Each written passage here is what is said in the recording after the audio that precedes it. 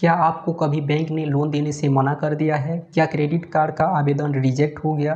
क्या आपने सोचा कि आपके पास अच्छी सैलरी होने के बावजूद बैंक लोन क्यों नहीं दे रहा? दोस्तों, इसका सबसे बड़ा कारण हो सकता है आपका सिबिल स्कोर। आज के समय में बैंक आपके चेहरे को नहीं, आपके इनकम को नहीं, बल्कि सबसे पहले आपकी क्रेडिट हिस्ट्री को देखता है। कई लोग सोचते हैं कि सिबिल स्कोर सिर्फ लोन लेने वालों के लिए ज़रूरी होता है, लेकिन सच्चाई यह है कि आने वाले समय में आपका सिबिल स्कोर आपकी फाइनेंशियल रेपुटेशंस बन चुका है। अगर आपका स्कोर अच्छा है तो बैंक आपको खुद लोन ऑफर करेगा। अगर स्कोर खराब है तो आपको छोटी सी क्रेडिट फैसिलिटी भी नहीं मिलेगी। इस वीडियो में हम सिबिल स्कोर की A to Z जानकारी सीखेंगे। नमस्कार दोस्तों, मैं हूं नीलम्बर। अगर आप लोन लेना चाहते हैं, क्रेडिट कार्ड लेना चाहते हैं, होम लोन, कार लोन या पर्सनल लोन लेना चाहते हैं तो यह आपके लिए है। आज हम शुरुआत करेंगे सबसे बेसिक सवाल से। आखिर सिबिल स्कोर क्या होता है, यह कैसे बनता है और बैंक इसके पीछे इतना पागल क्यों रहता है? चलिए शुरू करते हैं। सबसे पहले समझते हैं कि सिबिल स्कोर का पूरा नाम क्या है। सिबिल स्कोर का मतलब है credit informations bureau India limited. यह भारत की सबसे प्रसिद्ध क्रेडिट इंफॉर्मेशंस कंपनी है। आज इसे ट्रांस यूनियन सिबिल के नाम से जाना जाता है। इसका काम क्या है? इसका काम है आपकी क्रेडिट हिस्ट्री को रिकॉर्ड करना। जब भी आप लोन लेते हैं, क्रेडिट कार्ड लेते हैं, EMI पर कोई चीज़ खरीदते हैं तो आपकी पूरी जानकारी क्रेडिट ब्यूरो के पास जाती है। फिर ब्यूरो आपकी फाइनेंशियल बिहेवियर को ट्रैक करता है और उसी आधार पर आपको एक स्कोर देता है। इसे ही सिबिल स्कोर कहते हैं। उदाहरण के तौर पर मान लीजिए दो लोग हैं, राहुल और मोहित। दोनों होम लोन के लिए आवेदन करते हैं। राहुल EMI समय पर भरता है, क्रेडिट कार्ड बिल समय पर भरता है, कोई डिफॉल्ट नहीं। लेकिन दूसरी तरफ मोहित EMI देर से भरता है, क्रेडिट कार्ड पेमेंट मिस करता है, कई बार डिफॉल्ट कर चुका है। बैंक किसे लोन देना पसंद करेगा? जाहिर है राहुल को। यही फर्क सिबिल स्कोर दिखाता है। Why do banks check CIBIL score? Bank का पैसा जनता का पैसा होता है। बैंक किसी भी व्यक्ति को लोन देने से पहले रिस्क को समझना चाहता है। बैंक जानना चाहता है क्या यह व्यक्ति लोन वापस करेगा, क्या आपकी पेमेंट हिस्ट्री अच्छी है, क्या यह फाइनेंशियली रेस्पॉन्सिबल है। इन सभी सवालों का जवाब बैंक को सिबिल स्कोर से मिलता है। यानी सिबिल स्कोर एक तरह का फाइनेंशियल रिपोर्ट कार्ड है। जैसे स्कूल में रिपोर्ट कार्ड होता है, वैसे ही बैंकिंग में सिबिल स्कोर होता है। अब सबसे महत्वपूर्ण सवाल, सिबिल स्कोर कितना होता है? सिबिल स्कोर 300 से 900 के बीच होता है। 300 से 549 बहुत खराब स्कोर, बैंक लोन देने से बचते हैं। लोन अप्रूवल की संभावना बहुत कम। 550 से 649 एवरेज से नीचे, लोन मिल सकता है लेकिन मुश्किल होगी, इंटरेस्ट रेट ज़्यादा हो सकती है।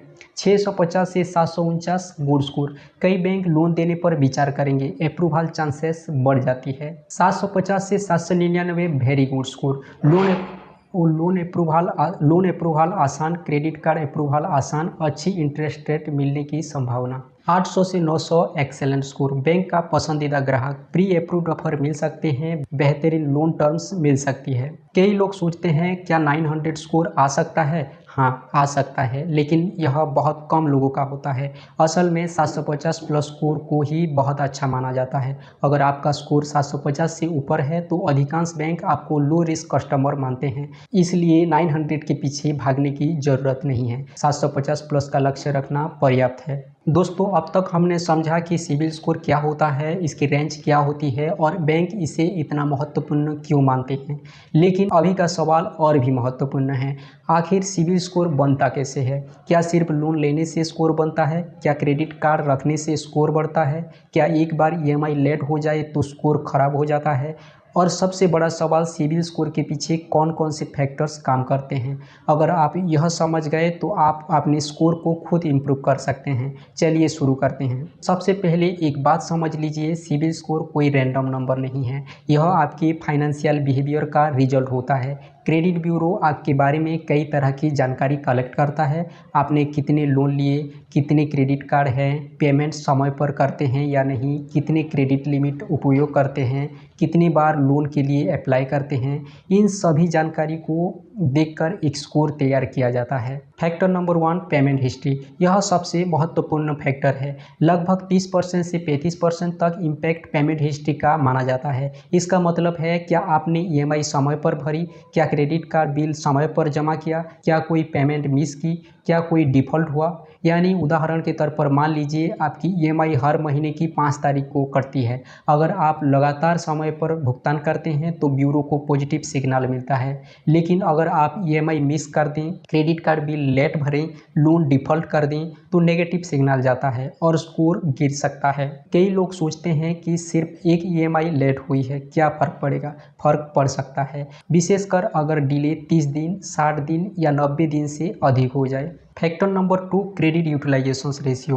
अब बात करते हैं क्रेडिट यूटिलाइजेशन रेशियो की। यह क्रेडिट कार्ड यूजर्स के लिए बहुत महत्वपूर्ण है। क्रेडिट यूटिलाइजेशन रेशियो क्या है? दोस्तों, मान लीजिए आपकी क्रेडिट कार्ड लिमिट 1 लाख और आपने उपयोग किया 20,000, तो आपका यूटिलाइजेशन रेशियो है 20%, यानी credit used divided by total limit into 100। आदर्श यूटिलाइजेशन कितना होना चाहिए? विशेषज्ञ सलाह देते हैं कि 30% से कम, यानी अगर आपकी लिमिट 1 लाख है तो कोशिश करें कि 30,000 से ज़्यादा उपयोग ना करें। क्यों? क्योंकि अगर आप हर महीने लिमिट का 80% या 90% उपयोग करते हैं तो ब्यूरो को लगता है कि आप क्रेडिट पर ज़्यादा निर्भर हैं। इससे स्कोर प्रभावित हो सकता है। उदाहरण से मान लीजिए 2 व्यक्ति है। व्यक्ति A limit 1 lakh used 20,000, utilisation ratio 20%। दूसरे तरफ व्यक्ति B limit 1 lakh used 90,000, utilisation ratio 90%। दोनों समय पर पेमेंट कर रहे हैं, फिर भी व्यक्ति ए का प्रोफाइल अधिक मजबूत माना जाएगा। Factor number 3, credit age. Credit age का मतलब है आपकी क्रेडिट हिस्ट्री कितनी पुरानी है। उदाहरण से समझे तो राहुल 10 साल पुराना क्रेडिट कार्ड रखा है, लेकिन मोहन 6 महीने पुराना क्रेडिट कार्ड रखा है। किसकी क्रेडिट हिस्ट्री ज़्यादा मजबूत होगी? राहुल की, क्योंकि ब्यूरो के पास राहुल की फाइनेंशियल बिहेवियर का लंबी रिकॉर्ड उपलब्ध है।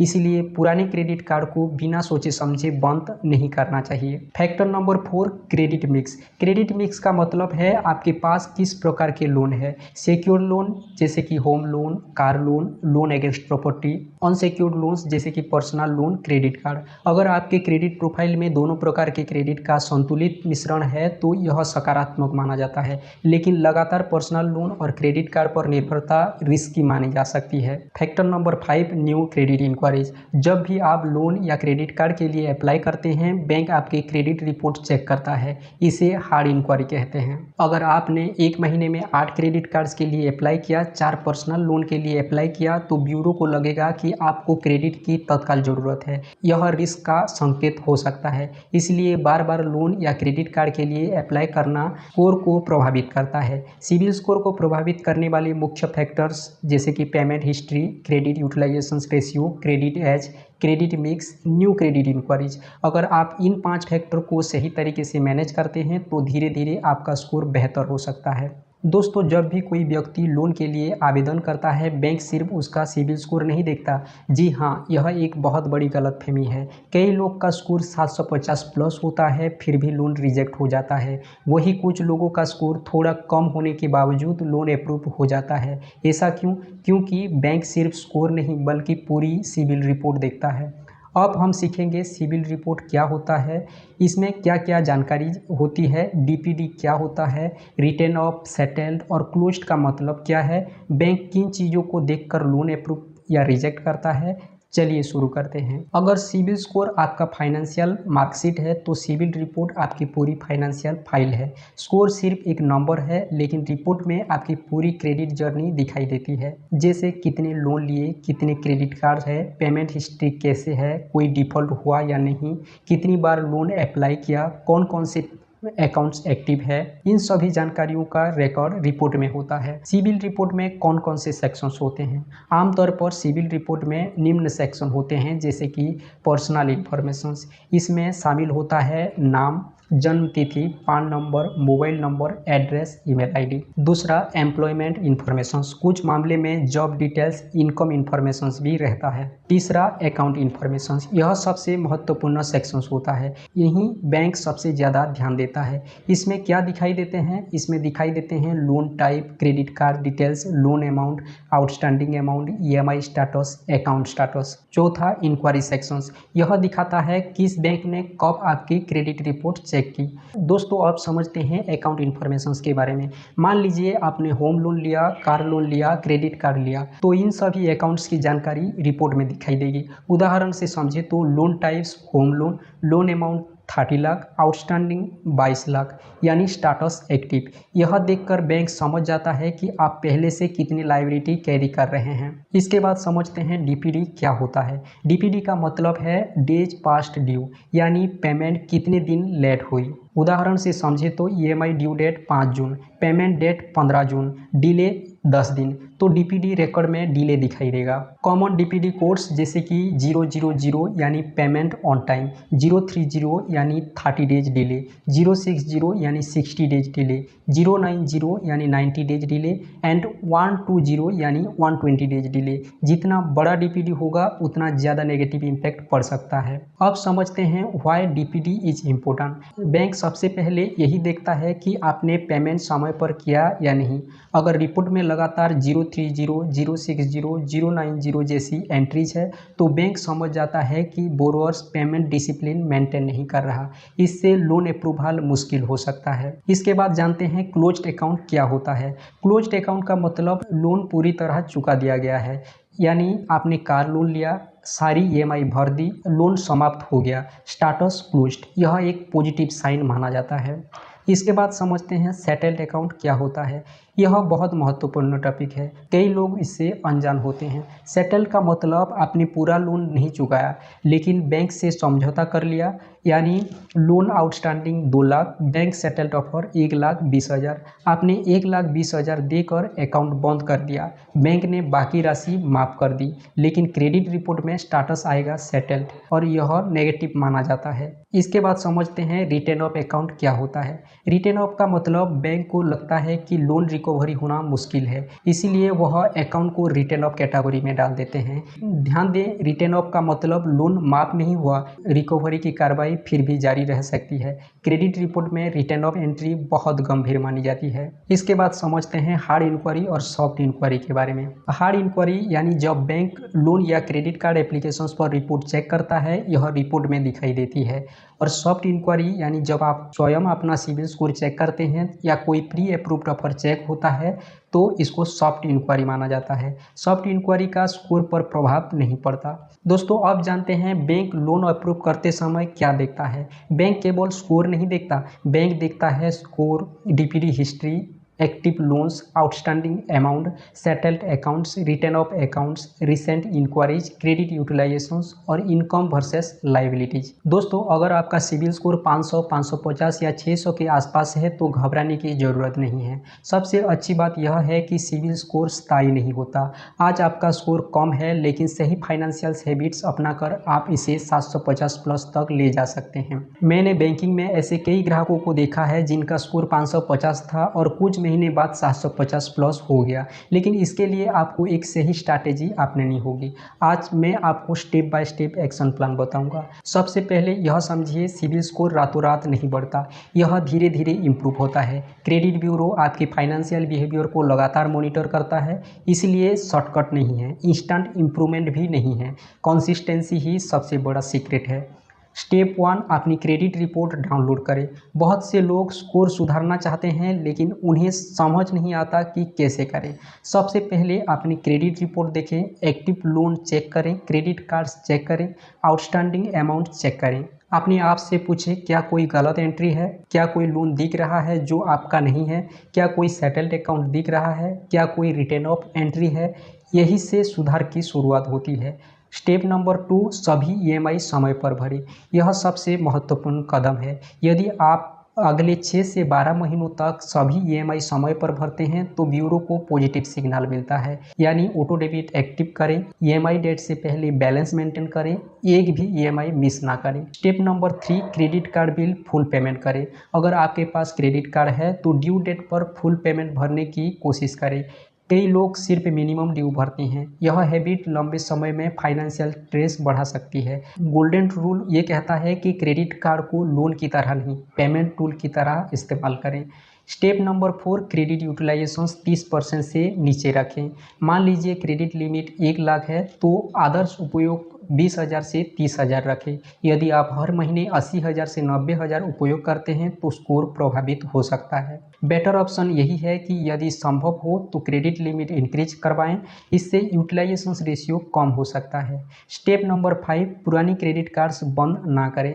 क्रेडिट हिस्ट्री जितनी पुरानी होगी उतना अच्छा माना जाता है। कई लोग क्रेडिट कार्ड का उपयोग कम होने से उसे बंद कर देते हैं, लेकिन इससे क्रेडिट एज कम हो सकती है, टोटल अवेलेबल लिमिट कम हो सकता है। दोनों चीज़ों स्कोर को प्रभावित कर सकती है। स्टेप नंबर 6, लोन सेटलमेंट को रेगुलराइज करें। यदि आपकी रिपोर्ट में सेटल स्टेटस है तो बैंक उसे नेगेटिव मान सकती है।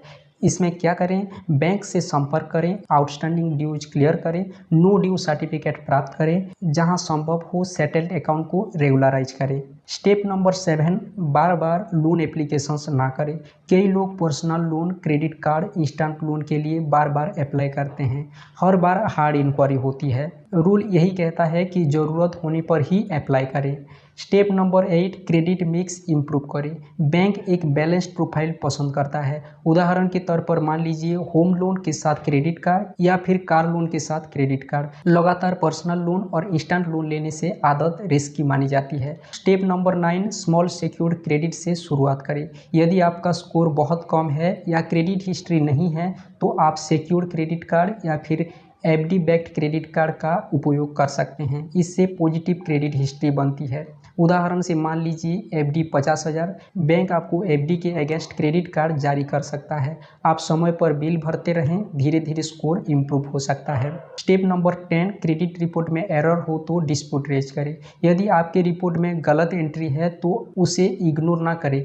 उदाहरण के तौर पर गलत लोन, गलत आउटस्टैंडिंग या फिर गलत पर्सनल इन्फॉर्मेशन तो तुरंत डिस्प्यूट रेज करें। गलत डाटा भी स्कोर को प्रभावित कर सकता है। अब समझते हैं स्कोर इम्प्रूव होने से कितना समय लगता है। यह आपकी स्थिति पर निर्भर करता है। अगर माइनर इशू है तो 3 से 6 महीना, मॉडरेट इशूज है तो 6 से 12 महीना लगता है और मेजर डिफॉल्ट है तो 12 से 24 महीना से भी अधिक समय लग सकता है। एक बैंकर के रूप में मैं आपको बताना चाहूँगा कि बैंक परफेक्ट कस्टमर नहीं ढूंढता, बैंक रेस्पॉन्सिबल कस्टमर ढूंढता है। यदि आपने पहले गलती की है लेकिन अब लगातार समय पर पेमेंट कर रहे हैं तो आपका प्रोफाइल धीरे धीरे मजबूत हो सकता है। बैंक सबसे ज़्यादा ध्यान देता है recent payment behaviour, income stability, existing liabilities and credit discipline. Quick action plan जो आप आज से शुरू कर सकते हैं। ईएमआई समय पर भरें, क्रेडिट कार्ड बिल फुल पे करें, यूटिलाइजेशन 30% से कम रखें, ओल्ड अकाउंट्स मेंटेन करें, रिपोर्ट चेक करें, एरर करेक्ट करें, सेटलमेंट अवॉइड करें, हार्ड इंक्वायरी कम रखें।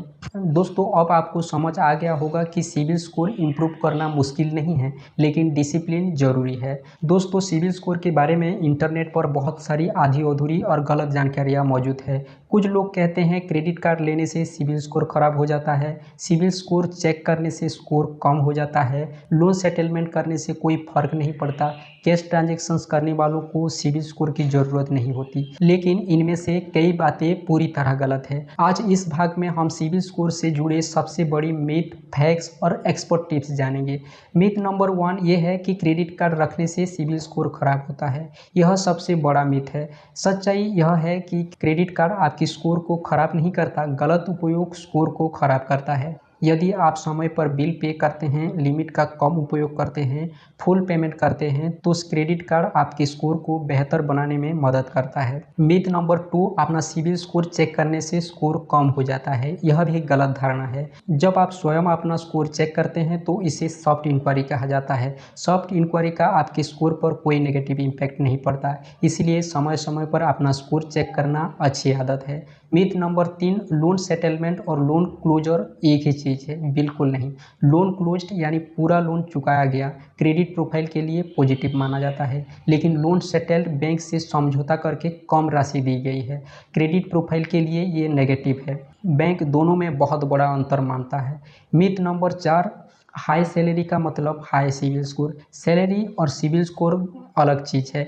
1 लाख सैलरी वाला व्यक्ति भी 550 स्कोर रख सकता है और 25,000 सैलरी वाला व्यक्ति भी 800 स्कोर बना सकता है। स्कोर आपकी इनकम नहीं, आपकी क्रेडिट डिसिप्लिन दिखाता है। मिथ नंबर 5, कैश में काम करने वाले को सिविल स्कोर की ज़रूरत नहीं। अगर भविष्य में home loan, car loan, business loan या क्रेडिट कार्ड की ज़रूरत पड़ेगी तो सिविल स्कोर महत्वपूर्ण होगा। आज की बैंकिंग दुनिया में क्रेडिट हिस्ट्री बहुत अहम हो चुकी है। अब समझते हैं कुछ फ्रीक्वेंटली आस्क्ड क्वेश्चन के बारे में। क्वेश्चन नंबर 1, कितना स्कोर अच्छा माना जाता है?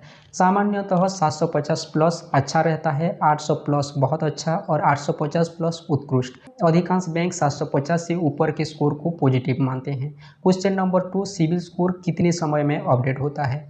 बैंक और फाइनेंशियल इंस्टीट्यूशन समय समय पर डाटा रिपोर्ट करते हैं। आमतौर पर अपडेट 30 से 45 दिनों के भीतर दिखाई देती है। क्वेश्चन नंबर 3, क्या बिना लोन लिए सिबिल स्कोर बन सकता है? हाँ, आप क्रेडिट कार्ड का जिम्मेदारी से उपयोग करके भी क्रेडिट हिस्ट्री बना सकते हैं। एफडी बैक्ड क्रेडिट कार्ड भी एक अच्छा विकल्प हो सकता है। क्वेश्चन नंबर 4, सिबिल स्कोर कितने समय तक खराब रह सकता है? यदि डिफ़ॉल्ट हुआ है तो इसका प्रभाव कई वर्षों तक दिखाई दे सकता है, लेकिन अच्छी फाइनेंशियल हैबिट्स अपनाकर प्रोफाइल को धीरे धीरे मजबूत किया जा सकता है। दोस्तों, डिफरेंट लोग डिफरेंट स्ट्रैटेजी अपनाना चाहिए। जैसे स्टूडेंट के लिए टिप्स यही है कि यदि आप स्टूडेंट हैं तो एफडी बैक्ड क्रेडिट कार्ड लें, बिल समय पर भरें, क्रेडिट डिसिप्लिन शुरू से बनाएं। सैलरीड एम्प्लॉय के लिए टिप्स यह है कि ईएमआई टाइम पर पे करें, क्रेडिट यूटिलाइजेशंस कम रखें, इमरजेंसी फंड रखें, मल्टीपल पर्सनल लोन्स अवॉइड करें। सेल्फ एम्प्लॉयड और प्रोफेशनल के लिए टिप्स ये है कि कैश फ्लो मेंटेन करें, ईएमआई मिस ना करें, बिजनेस और पर्सनल एक्सपेंसेस अलग रखें। बिजनेस ओनर्स के लिए टिप्स ये है कि बिजनेस लोन्स की ईएमआई समय पर भरें, ओडी और सीसी लिमिट्स का जिम्मेदारी से उपयोग करें और एक्सेसिव बोरोइंग अवॉइड करें। दोस्तों, भारत में डिजिटल बैंकिंग तेजी से बढ़ रही है। भविष्य में digital payment, loan behaviour, credit usage patterns और भी महत्वपूर्ण हो सकती है। इसलिए क्रेडिट डिसिप्लिन पहले से ज़्यादा जरूरी होता जा रहा है। एक बैंकर के रूप में आपको एक बात जरूर कहना चाहूँगा कि सिबिल स्कोर को सिर्फ लोन लेने का टूल मत समझिए, इसे अपनी फाइनेंशियल रेपुटेशन समझिए। जैसे समाज में आपकी पहचान होती है, वैसे ही बैंकिंग सिस्टम में आपकी पहचान आपका क्रेडिट बिहेवियर है।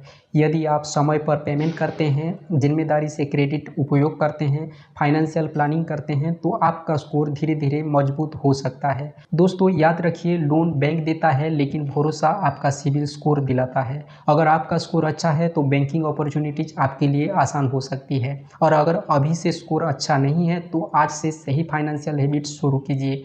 धीरे धीरे आपका क्रेडिट प्रोफाइल मजबूत हो सकता है। अगर आपको यह पूरी सिबिल स्कोर मास्टर क्लास पसंद आई हो तो वीडियो को लाइक करें, शेयर करें और चैनल को सब्सक्राइब करें। कमेंट करके बताइए कि आपका सिबिल स्कोर कितना है और आप किस टॉपिक पर अगली मास्टर क्लास देखना चाहते हैं। धन्यवाद।